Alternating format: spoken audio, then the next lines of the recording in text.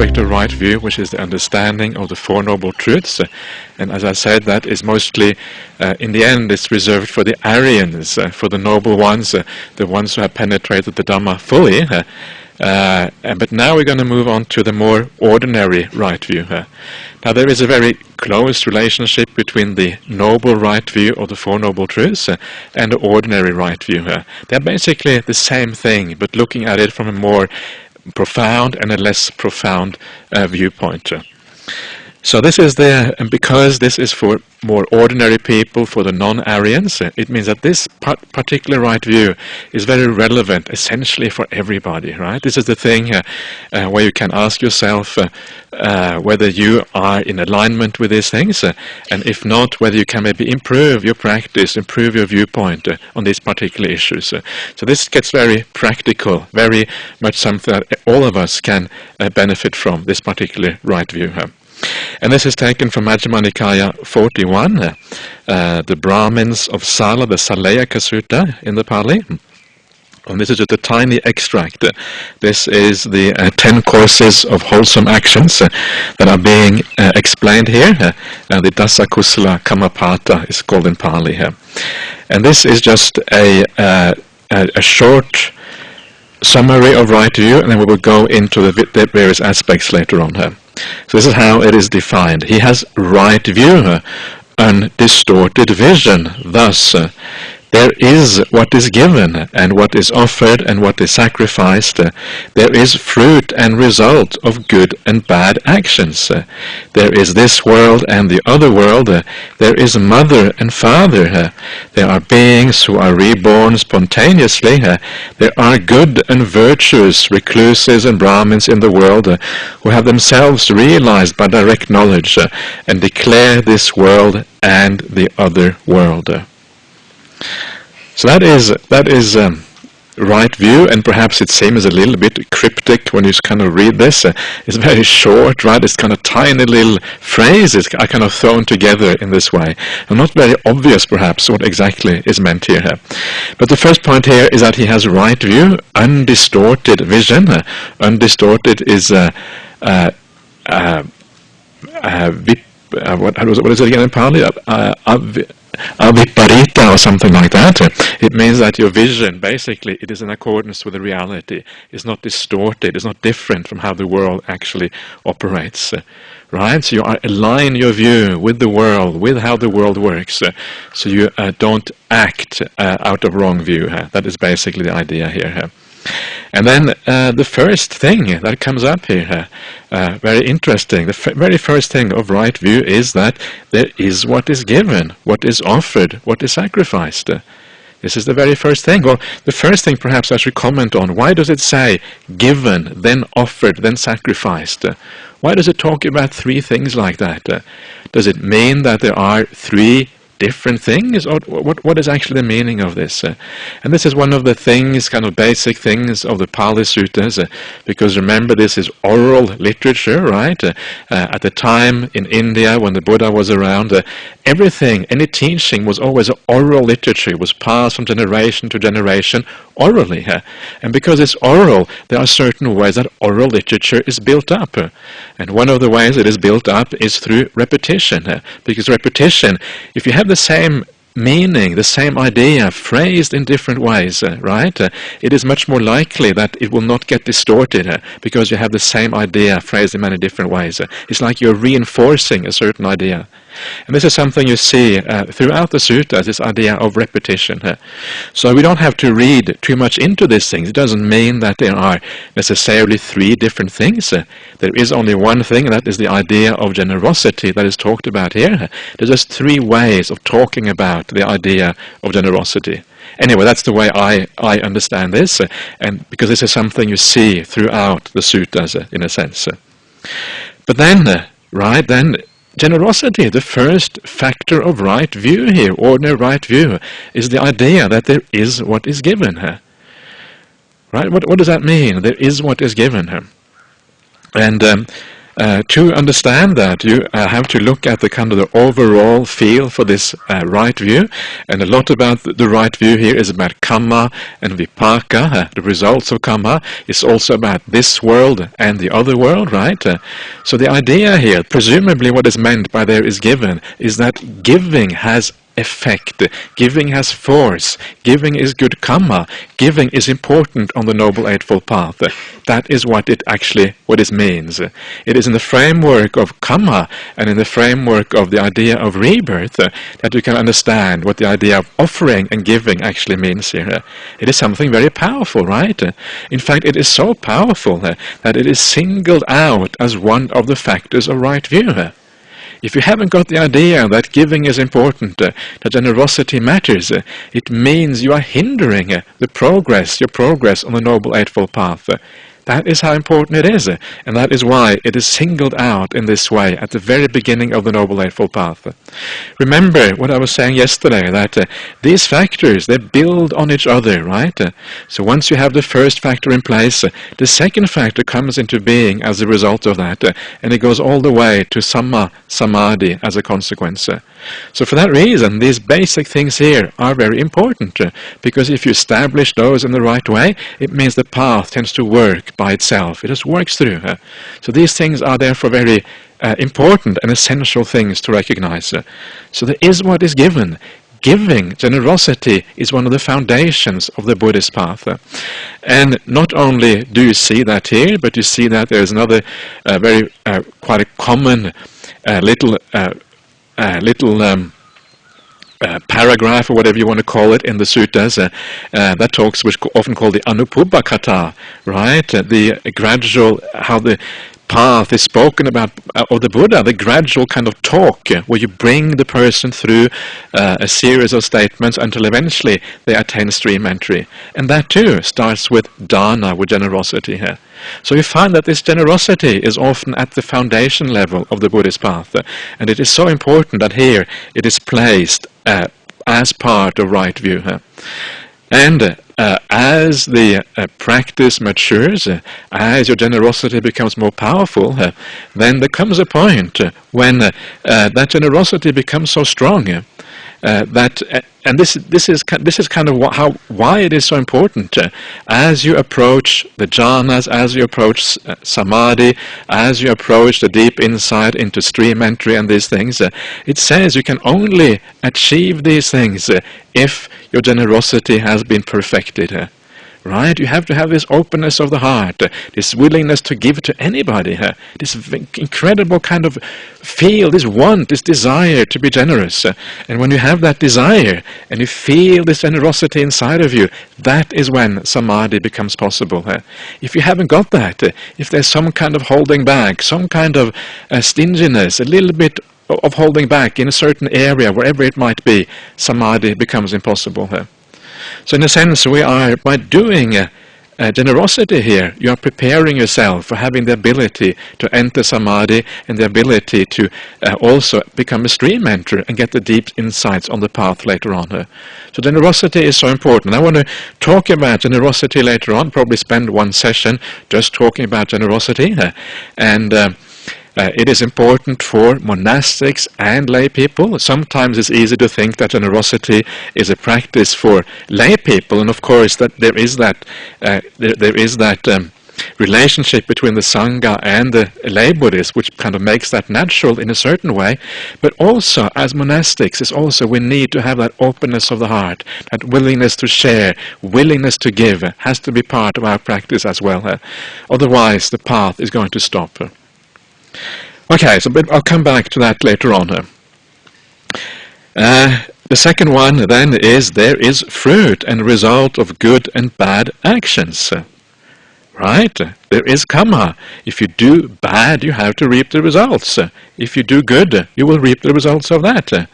That is basically all it is. It is this idea of karma vipaka. There are results of what we do. And if you don't believe in that, well, it's very likely that you will do all kind of mischief. There is the famous in the Samanyapala Sutta, they talk about the various views of the various heretical, the various sectarian teachers at the time of the Buddha. And one of those teachings was that there is no karma, there is no result of good and bad actions. And it specifically says, if you go on the north bank of the river Ganges and you slaughter and kill everything, right? Somebody had, I think, some kind of, if you have a razor-rimmed wheel. Imagine a razor-rimmed wheel, and you use this razor-rimmed wheel to kill and slaughter all the beings on the northern side of the river Ganges. You have done nothing bad, according to this one teacher. And then if you go on the southern bank of the river Ganges, then you give out, you hand out to people, you do acts of generosity, you have done nothing good. Right? This is the kind of view that some teachers had in those days. This was actually propounded as a view. And you can imagine the effect, right? If that actually is true, what the Buddha says, that there is karma, and you come up with this kind of view, it's going to be, it is very terrible. If the world is one way and you have the exact opposite view, it's going to lead to very, very bad consequences as a result. And that's why these things are mentioned here, of course. I just like that. Those ideas about kind of walking around on the north and the south bank of the river Ganges and kind of either being ultra generous or being extremely nasty, and then saying, oh, there's no problem at all, nothing to worry about. So that is the idea of karma. I will talk more about karma later on, and probably do a full session on that, because it is very worthwhile to look at that more deeply. The ideas of karma are actually much more nuanced than what we often regard them as. Then we have the next one. There is this world and there is the other world, Iddhaloka and Paraloka. And this refers in the Buddhist teaching to the fact that there is rebirth, right? When you die from this world, you go on to another world afterwards. It doesn't end here. Iddhaloka, Iddha means here, this world. Paraloka.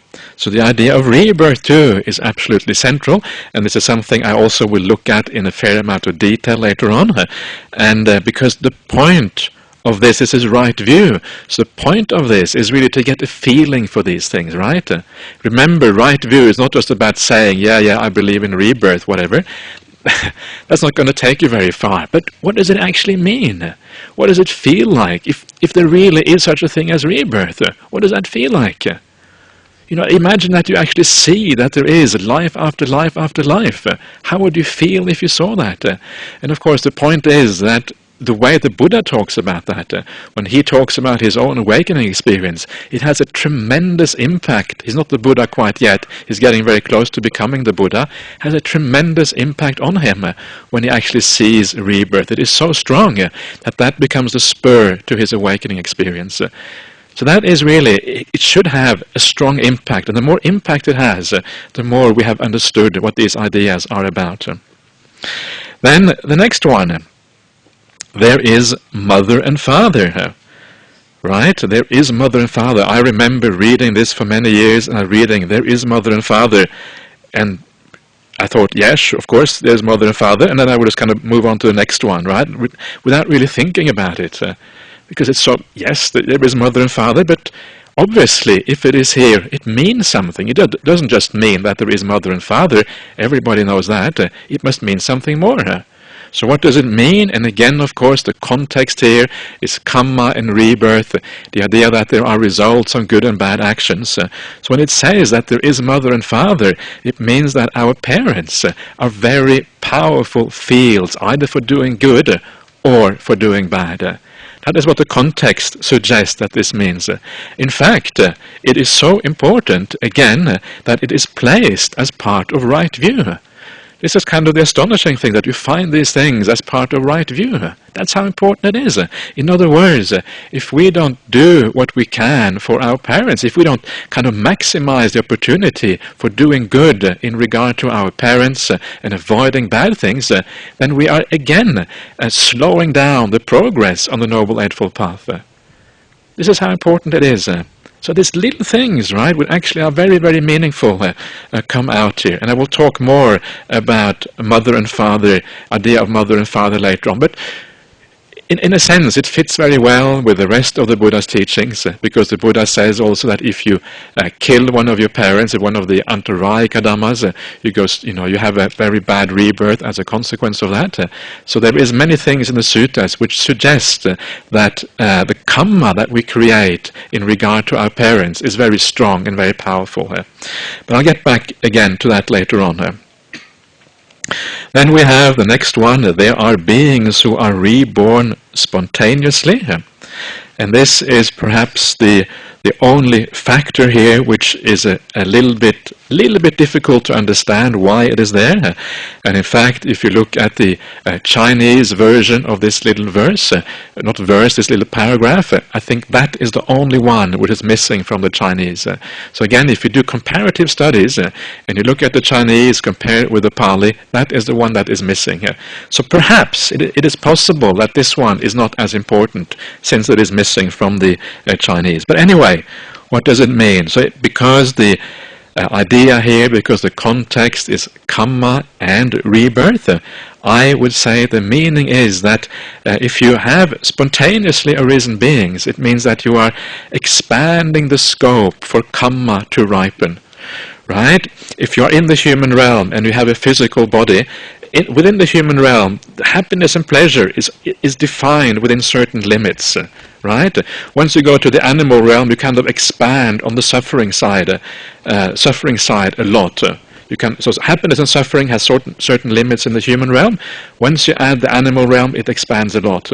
But to be able to experience happiness and suffering in a much wider range, like the jhana range, and get reborn accordingly, and perhaps even to talk about hell beings in the suttas as well, right? To be able to experience the full range of happiness and suffering in the world, you have to have a different kind of body. This physical body we have is not suited for experiencing that kind of happiness and pleasure. So by adding in spontaneously arisen beings, you are expanding the scope for happiness and pleasure, so it can include all the realms in samsara. Instead of just having this tiny little human realm, it's like, whoa, you expand it out. And that is what I think the meaning of this is, and why it is included here. Yes. And then we come to the last one, and the last one is that there are good and virtuous, it says here. This is sammagata, sammapatipanna. I don't know why that is translated as good and virtuous, because sammapatipanna means someone who has practiced rightly, right? So there are good and there are recluses and Brahmins who have practiced rightly and who have done what is right. That's basically what it means in the world, who have themselves realized by direct knowledge and declare this world and the other world. And this is, in a sense, the foundation stone for Buddhism. If you're going to become a Buddhist, you have to believe that the Buddha or somebody has understood or realized something. You have to believe, you have to have some kind of faith, some kind of confidence that the Buddha has some kind of insight into the world that matters. If you haven't got any confidence in the Buddha, right, then you don't even get started on this path. This is kind of the most basic of all right views, is the idea that the Buddha has discovered something worthwhile. If you haven't got that, nothing happens at all. It is completely out. So you have to have this faith that there are someone in the world who has understood more than what you have. And of course that is primarily the Buddha that we are talking about. And you can see here again, what you have confidence in is not just anything. What you have confidence in is that they have understood by direct knowledge this world and the other world. Rebirth, right? Rebirth is that foundational understanding. So when somebody comes to you and says there is rebirth, when the Buddha says there is rebirth, that is basically what we have to place confidence in. So again, very important. So that is in brief the ideas of what is the mundane right view. Now I'm going to go through this. I was going to start today and at least all of tomorrow, perhaps more as well, to look at these various aspects in much more detail. And I want to start with the last one, the idea that there are well-practiced and well-gone recluses and Brahmins in the world who have realized this world and the other world. I want to start with that because that is the very foundation for basically the entire path. And this next sutta is about that. I did mention this sutta already. I will go through it for that reason fairly quickly, but it is a nice sutta, and I think an important one, and there are certain lessons to be drawn from this particular sutta. And this is from the Magga Samyutta, the second sutta called Half the Holy Life. And this is how it reads. Thus have I heard. On one occasion the Blessed One was dwelling among the Sakyans, where there was a town of the Sakyans named Nagaraka. Then the Venerable Ananda approached the Blessed One. Having approached, he paid homage to the Blessed One, sat down to one side, and said to him, Venerable Sir, this is half of the holy life, that is good friendship, good companionship, good comradeship. Not so, Ananda, not so, Ananda, this is the entire holy life, Ananda. That is good friendship, good companionship, good comradeship. When a bhikkhu has a good friend, a good companion, a good comrade, it is to be expected that he will develop and cultivate the noble Eightfold Path. Okay, so I will stop there. You can see it ties in directly with the Noble Eightfold Path, right? What we're doing. And again, the point is that without that good friend, this is the Kalyana Mitta, right? The importance of the Kalyana Mitta. Without that noble friend, you don't even get started. You don't even practice this Noble Eightfold Path.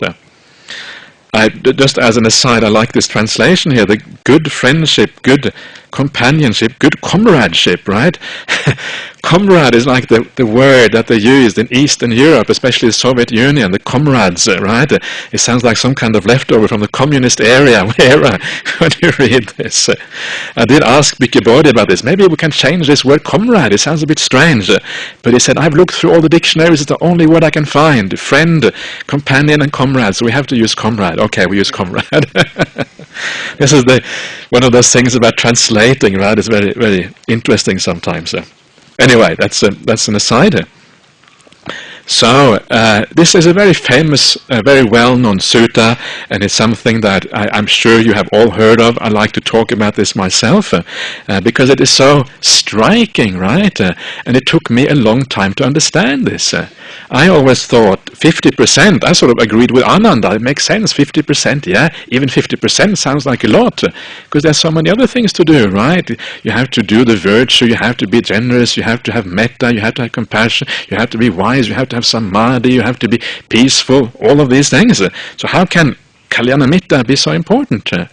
And so it took me a long time to really grasp that when the Buddha speaks, he doesn't speak approximately, roughly 100%, or he doesn't exaggerate, right? When the Buddha speaks, he means what he says.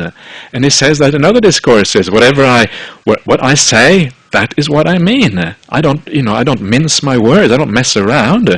I speak the truth as it is. So eventually you come to the point when you have to take this seriously. And now, of course, you're beginning to understand why this is so important. It has to do with this whole idea, of course, in Buddhism of anatta, of non-self, of who we are as people. We are conditioned beings. What you are now, the whole experience that we have now, the whole feeling that we have now, comes from somewhere in the past. From past in this life and also from the past in previous lives.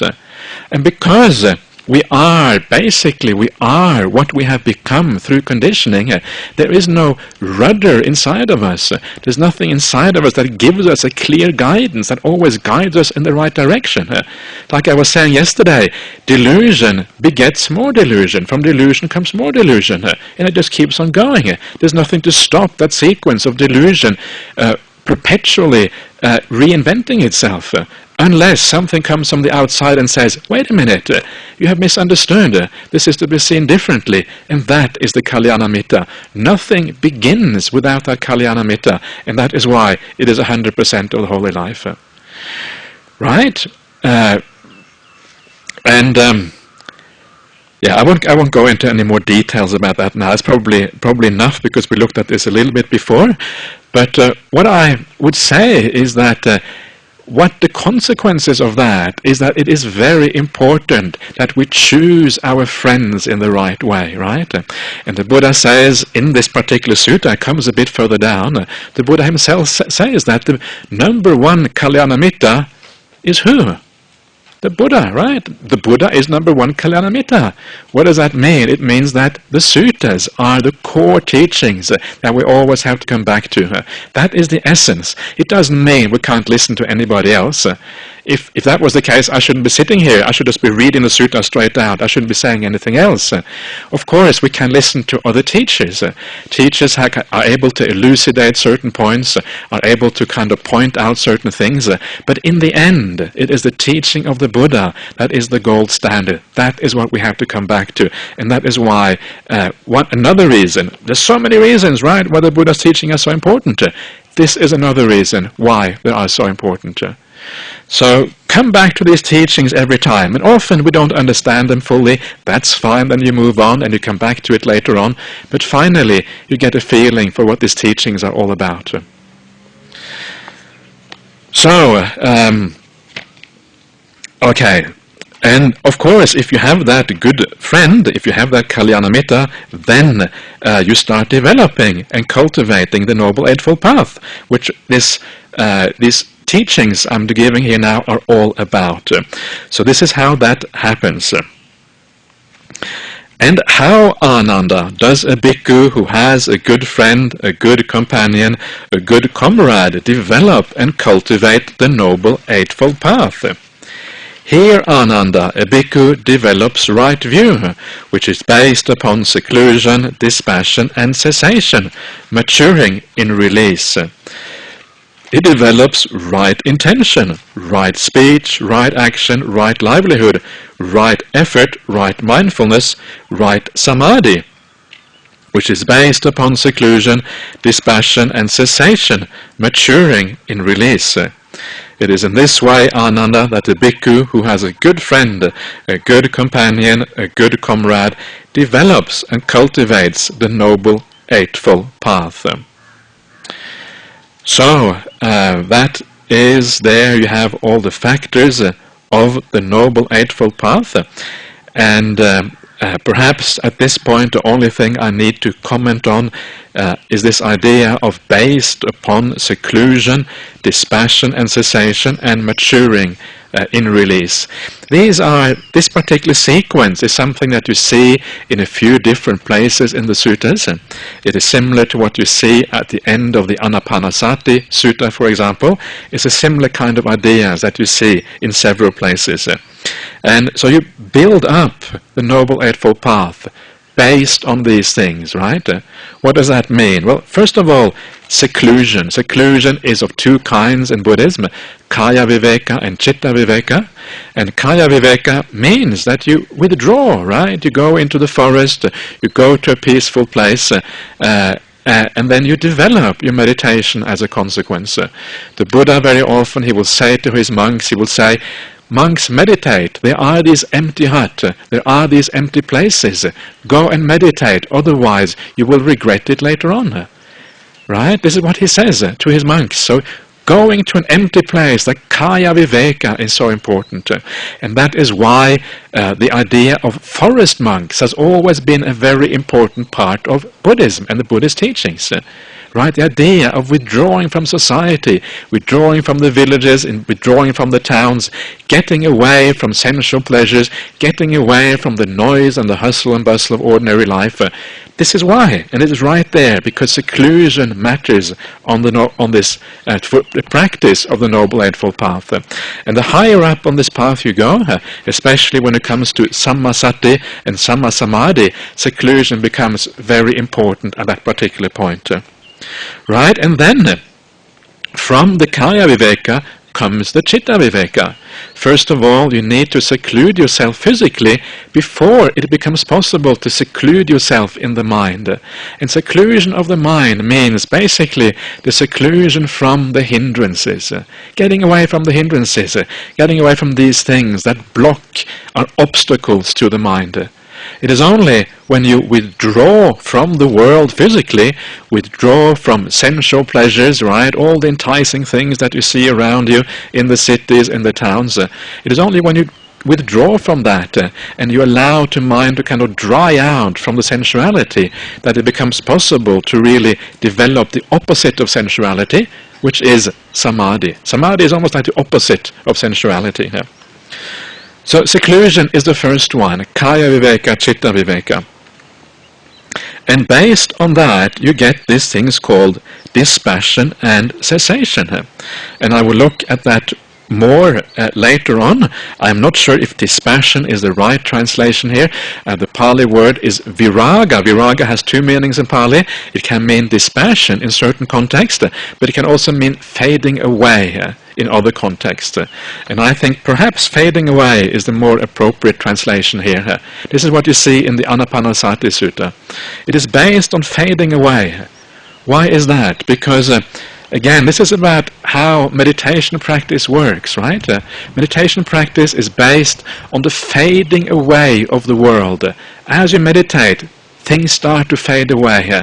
You close your eyes. Closing the eyes, this is why we close the eyes in meditation practice. You don't have to do that at the beginning, but it's helpful because it helps the world to fade away. There's less input. When there's less input, the mind tends to be more peaceful. That's why you close your eyes in meditation. If you're very restless and very agitated, you don't even have to close your eyes. You can still become more peaceful. Sometimes people ask, do I have to close my eyes? And really, it depends on the situation. But again, the whole purpose here is for things to fade away, right? The body fading away, the senses fading away, even the breath fading away, the whole world kind of fading away, gradually becoming less and less and less. This is what we experience normally in meditation practice. And the whole path is dependent on that. The path comes into being, comes into existence as a consequence of things fading away and ceasing. Fading away and ceasing, that is what leads eventually to the deep insights on the path. And as things fade away, as things cease, insight happens, and eventually it matures in release. Release here means really the release from craving, right? The release from the defilements, the release from suffering above all. So that is a brief description on what these terms mean as I understand them in this particular context, and we will meet these terms again later on in the Anapanasati Sutta, very similar, and I will perhaps talk about them in a little bit more detail when we get to that point. Okay, so now coming back to the Sutta again, and the Buddha says the following. By the following method too, Ananda, it may be understood how the entire holy life is good friendship, good companionship, good comradeship. By relying upon me as a good friend, Ananda, beings who are subject to birth are freed from birth. Beings who are subject to old age are freed from old age. Beings who are subject to death are freed from death. Beings who are subject to sorrow, lamentation, pain, displeasure, and despair are freed from sorrow, lamentation, pain, displeasure, and despair. By this method, Ananda, it may be understood how the entire holy life is good friendship, good companionship, good comradeship. So, the purpose of the living the holy life, the purpose of living the brahmacharya under the Buddha is fulfilled through Kalyanamitta. This, of course, is the whole purpose of this, the ending of suffering, the ending of problems. Again, you can see here this sequence, right? Birth, old age and death. Birth coming first. You are freed from birth. Obviously, it means rebirth. That's the only birth you can be freed from. You can't be freed from the birth that you have already had in this life. So, the whole path, everything we do is rooted in Kalyana Mitta. So, again, going back to the idea of right view, this is why it is so important to have this feeling, this understanding that there are people in the world who have seen more than us. And I think it's very important, right? Sometimes people are too perhaps conceited, and they think, I will walk the spiritual path on my own, I will do what is right, I will figure out the whole thing by myself, I don't need any support. Sometimes people think like that, and it is very dangerous. I mean, we don't normally think like that in ordinary life. If you want to become a doctor, you don't just start operating on people, right? If you did, people would say, you're crazy, what are you doing? I'm just testing out, I'm just learning as I go along, right? And of course that doesn't work. You go to medical school, you learn how to be a doctor, you learn how to use the scalpel, and it takes years and years and years to become a surgeon. I don't know how many years you have to study, 6, 8, 10 years or something like that. First you become an ordinary doctor, then you have to become a surgeon or whatever afterwards. And in all walks of life, whether it is engineering, whatever it is, you have to go through the learning process first of all. And it should be exactly the same thing with the spiritual life. First of all, you go and learn what you can learn in the world, and then if you find out there's nothing much to be learned, okay, then you strike it out on your own and you do what is correct. This is what the Buddha did, right? Remember the Buddha's biography. After he goes forth from the homeless life, he goes forth from the home life into homelessness, the first thing he does is he seeks out the teachers, the contemporary teachers of that time in India. He doesn't just go out, sit down under a tree and start meditating by himself. He starts out by learning first of all. What does contemporary society have to teach me? Alara Kalama, Uddaka Brahmaputta. Elsewhere there are reasons to think he also had other teachers apart from that. So he had a number of teachers. The Buddha was, or not the Buddha, the Buddha to be, he was humble, right? He was humble enough to understand, well, why shouldn't I learn what other people have already understood before I take it further? It's only sensible, because otherwise you might be wasting your time. So it's a very important idea to have the sense of humility, the sense that there is something to be learned by other people. And then, once you feel you have learned that, then you do whatever it takes and move on from that. So it's a very, I think this kind of humility is an important part of the practice as well. Anyway, so this is then the foundation stone of right view, and the next thing I want to look at is the idea of rebirth, and there are some very powerful suttas found especially in the Samyutta Nikaya about rebirth. This is called the Anamatagga Samyutta, and it is a large number, I think about 20 or 25 suttas, something like that, all about samsara and how vast it is, and how you cannot keep on going round and round, and all the suffering you have as a consequence. So this is real Dhamma, right? This is kind of the Buddha saying it as it is. And for some people it's a little bit too much to say, oh, I'm not sure if I can deal with that. But if I'm sure that most of you here have no problem in dealing with this because you have been steeped in Buddhism for such a long time. But if there's anyone who feels it is too much, then just take it on board that this is what the Buddha taught, and allow it to mature over time if you find it hard to relate to these kind of teachings. So the first one here is called tears, and this is from the Samyutta Nikaya, the 15th Samyutta, the Anamatagga Samyutta, the third sutta there. And this is how it goes.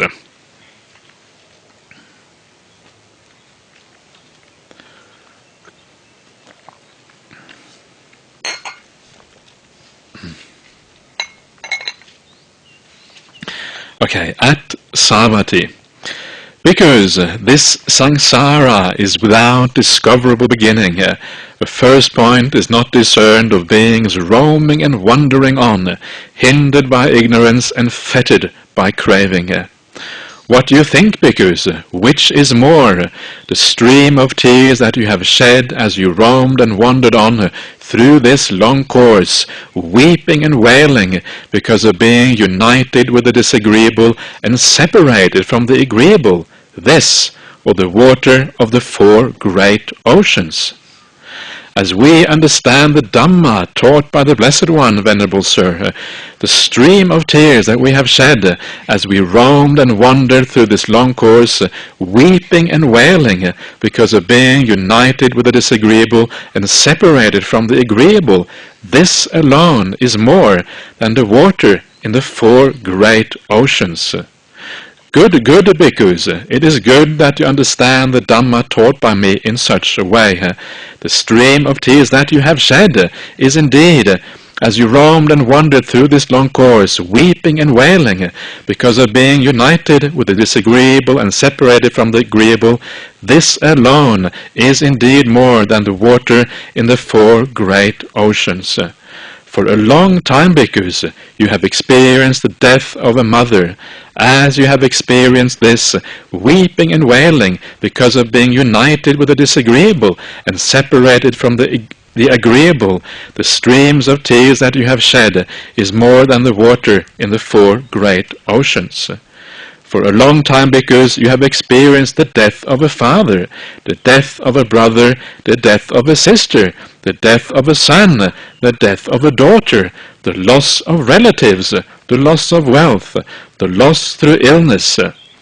As you have experienced this, weeping and wailing because of being united with the disagreeable and separated from the agreeable, the streams of tears that you have shed is more than the water in the four great oceans.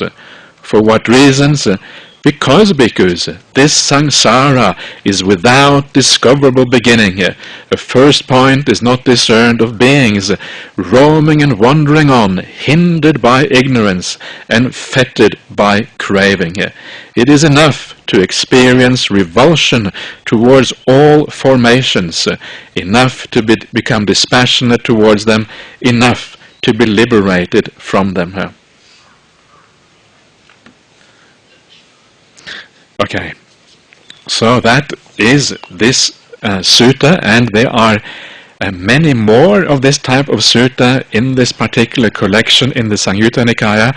There is one which has also about the amount of blood you have shed, right, from having your head cut off when you were born as an animal and all these kind of things. That too is more than the water in the four oceans. There's another one about the number of bones you have heaped up, and it's more than a big mountain, the Mount Vepula, one of the big mountains near Rajagaha at that time. And all of these kind of very powerful similes to kind of drive home the amount of suffering that one has experienced traveling through the samsaric cycles, being born here, being born there, back and forth, back and forth. So very strong suttas. And what is important, I think, is to try to get a feeling for what this actually means. Tries to relate to it in a way that you can start to actually feel that this actually is real in a certain way. It is very easy to kind of think of these things and make them into kind of intellectual teachings, but if they are intellectual teachings, they don't really touch us. For these things to have power, they have to touch us emotionally. So it is emotions that drive us in this life, right? Vedana pachaya tanha. It's Vedana, usually translated as feelings, but feelings and emotions are very closely related to each other. The driving forces in life is Vedana. Emotions are what drive us, and because of that, it is important to relate to these things in an emotional way. You can actually feel the impact of these kind of statements. So let us look at this in a little bit more detail. So, because this samsara, right, samsara, this moving on, this traveling, going around and around, that's what samsara is, this endless cycle of birth and death, is without discoverable beginning here. This is the first kind of interesting point, right? Is this idea that it is without discoverable beginning here. Very often, most religious teachings around the world, most other religions, they will tell you about the origin of the universe. They will say the universe started here because then God created the universe. That's what they will say. Or you have other creation myths as well, which do not actually have anything to do with gods, but things, suddenly something happens and suddenly the universe kind of appears out of nothing. Almost every religion, every teaching, with Buddhism is pretty much the only exception, have some idea of the beginning of the universe when everything started. The Buddha says, and to me this is much more sensible way of looking at things, there is no discoverable beginning. You can't find any beginning, right? You can go back and back and back, and as you go back, you just find more. You find another cause behind, before the condition of the universe as it is now, and you go back and back in this way, always finding a prior cause, a prior cause, a prior cause, going back in time. And this, to me, makes eminent sense. The idea of a prime cause, I cannot make any rational sense out of myself, and I think a lot of philosophers also look at the world in the same way. So this is the first thing. I think this is one of the great things about Buddhism. It actually makes sense. It makes sense from a kind of rational, philosophical view. It's not just, God came and then everything started. It isn't like that. It sounds like magic to me. God comes and creates the universe. Buddhism is not really like magic. It actually, as far as I can see, makes good sense. And the other thing which is interesting here is that not only does it not have a beginning, it has no discoverable beginning. The Buddha doesn't say it doesn't have a beginning.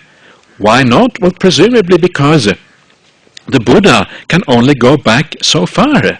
He can go back in time, and he can go back in time to a certain point, but he cannot go back. There is a limit to how far back you can go. You can recall backwards and backwards and backwards, but there's always going to be a limit. So all you can ever say is that you cannot discover a beginning. You can never actually say that there is no beginning, because that would mean having to go back infinitely into the past. It's impossible to go back infinitely into the past. It doesn't matter whether you are a Buddha or what you are. That is just impossible by its very nature to go back infinitely into the past. So again, it's one of those little things that kind of make the Dhamma sensible, right? There is no discoverable beginning here to the world. So this is the first one, and then the Buddha goes on to say that a first point is not discerned of beings roaming and wandering on, hindered by ignorance and fettered by craving. It's a beautiful little phrase. So the first point cannot be discerned. Why? Because there is no discoverable beginning, right? So that's why no first point can be discerned. Of beings, right? Sutta, roaming and wandering, right? In English, this idea of roaming, and I think this is probably why Bhikkhu Bodhi chose this particular term. Roaming has this sense of aimlessness, right?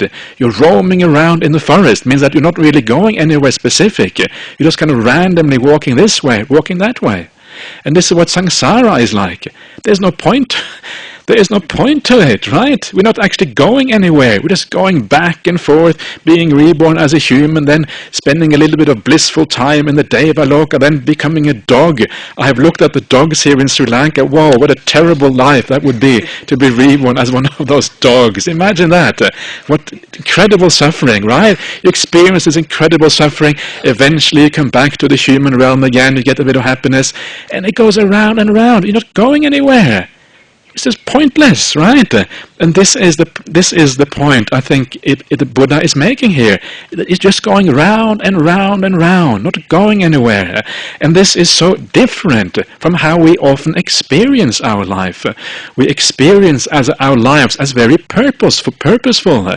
You start off when you're a child, you go to school, your parents tell you, if you study hard, then you will go to university. If you go to university, you will get a nice job, right? Then when you get a nice job, you will make all this money. When you make all this money, then you can retire and be very happy. And then eventually you die and you think, wait a minute, what was the point of all that? I can't make all this money. I've done all the right things. I got a PhD, I got all that education, and now I have to give it all up and start from scratch again and be reborn somewhere else.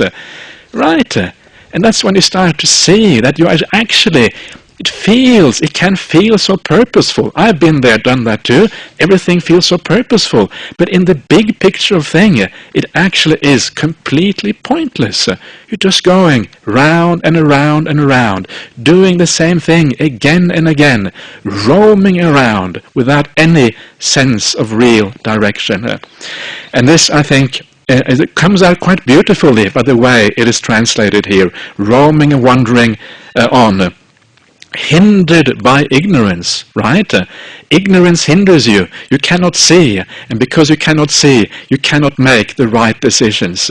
Ignorance blocks you from being able to do what is appropriate and what is right. So that is why ignorance is such a massive problem. Avidya is this thing which stops us from seeing things clearly. Delusion. Ignorance stops you, and you are fettered by craving. A fetter is a chain, right? A chain. You are chained to the world. You are chained to samsara. And craving is that chain which binds you, which glues you on to this perpetual wandering on, roaming around from life to life without purpose. The chain is craving. Craving is the chain. Ignorance is what blinds you from understanding what's going on. It's very nice. It shows you these two very important concepts in Buddhism. They're so important because they are the real problem that we have to overcome. Avidya and tanha. They are, of course, very closely related to each other, right? We have tanha precisely because of avidya. So they're very closely related, but they're very important in this way. So that is the starting point of that sutta, a very beautiful little starting point. And this particular this particular phraseology is something that you see in many places. And then it says, right, all the tears that you have shed through this long course because of separated by what is agreeable and united with what is disagreeable. And to be able to understand this, to be able to get some idea what actually rebirth really means for us, one of the good ways to think about this is to think about your own life in this life. And, I don't know what your life has been like, but if it has been a bit like my life, then there has been a little bit of happiness, right? Sometimes kind of quite a bit of happiness, and other times quite a bit of suffering, right? Life is like this, up and downs. And I suspect that all of you are pretty much the same, unless you are very, very highly developed on the Buddhist path. And sometimes, if I ask myself, my life has basically been quite good, right? I basically had all the good things that most people could want in this life. But if I look back on my life, despite having had a relatively good life, would I want to do it all over again? Not really. I wouldn't really want to do it all over again. There's been far too much suffering, having to grow up again through childhood, having to have all the problems and things that you have as an adolescent, right? Having to fight with my parents. Don't have to, but it just happens, right? You just fight with your parents. That's end of story. And then going through the kind of university years, studying hard, having troubles with girlfriends, right? Oh, that's lots of suffering. And all of these things, do I really want to go through all that again? And the answer is, if I had to do exactly the same thing again, it would be terrible, going through exactly the same things again. The thing is that we hope that we have learned something, and by learning something, you don't have to do the same mistakes. But the problem is, and this is the problem with this idea of roaming around and wandering around in samsara, is that you end up doing the same mistakes again and again and again. Because most people don't get any wiser. Most people are not going anywhere. We just end up doing the same things again and again. So all the mistakes you have done in this life, all the suffering you've had in this life, you will do, with a slight variations, you will do exactly the same thing again in your next life. And the next life, and the next life, and the next life, and the next life, and the next life, and the next life, right? 100 times, 1,000 times, 1,000,000 times. And after a while, as it says here, you feel revulsion. You feel horrified. I've had enough of this. I don't want to do these things again. And this is the idea. So just remind yourself. Don't just think about the good times you had in this life. Remind yourself of the problems. Sometimes the problems we have, sometimes we suffer very seriously. I've had times in my life where the suffering has been very strong. Right? Okay, so you carry on and you get through it, but there are these times. People die, people pass away. As a monk, I feel very fortunate because I feel I have much more perspective on these things now. You know, my father was recently I was recently told that he has terminal cancer, and these days it doesn't touch me so much anymore. Not because I'm a cold person, but because I realize this is the nature of life. There's not much to be sad about. This is what happens, and instead just rejoice in having had a good father who lived a life well.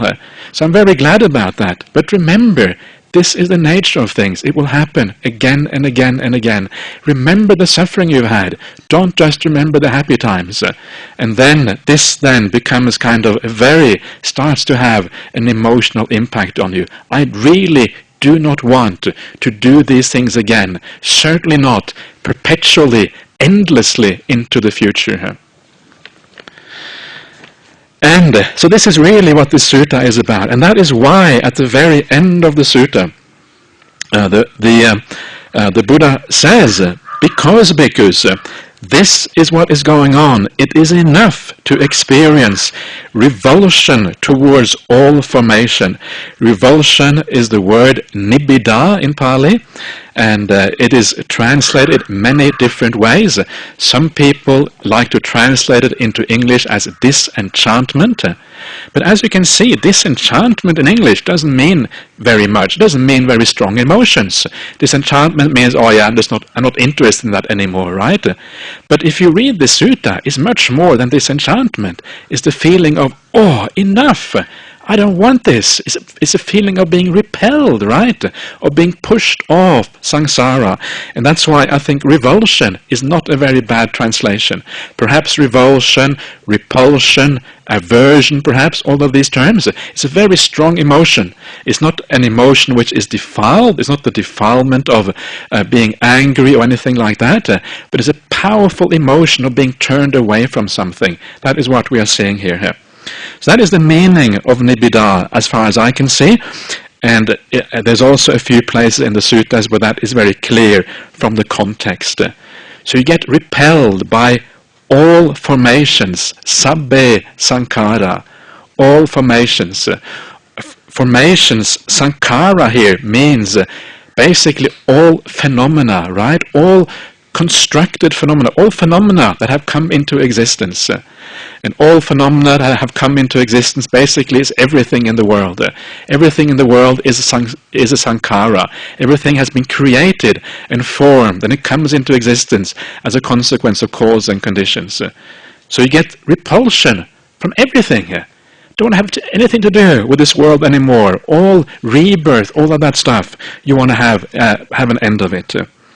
It is enough to become dispassionate towards all sankharas, right? First you get repulsion, you're repelled, you get pushed off, and as a consequence of being pushed away, you get dispassionate. Dispassion is the opposite of craving. So when you feel dispassion, it is like craving comes to an end. That's what dispassion means. Passion means you want things. It's similar to craving, similar to raga. This is viraga, opposite of raga. Raga stops. You have no interest anymore. And then, because of that, you become liberated from them. When dispassion sets in, you become liberated, which is vimutti. Liberation means the end of craving. And then, because of that, also the end of rebirth. Now this last sequence I've just been reading out, nibbida, viraga, and vimutta, these are the same things that we saw. We didn't actually see that because I didn't read out the whole teaching to you, but the very first teaching we did on the psychology of meditation also ends in exactly those terms. So as a matter of interest, I thought that it would be interesting to know. So that is the first sutta for you on rebirth and why rebirth is so powerful. I will continue to talk a little bit more about the idea of rebirth next time, tomorrow morning. But for now, that is enough. So I'll see you later on.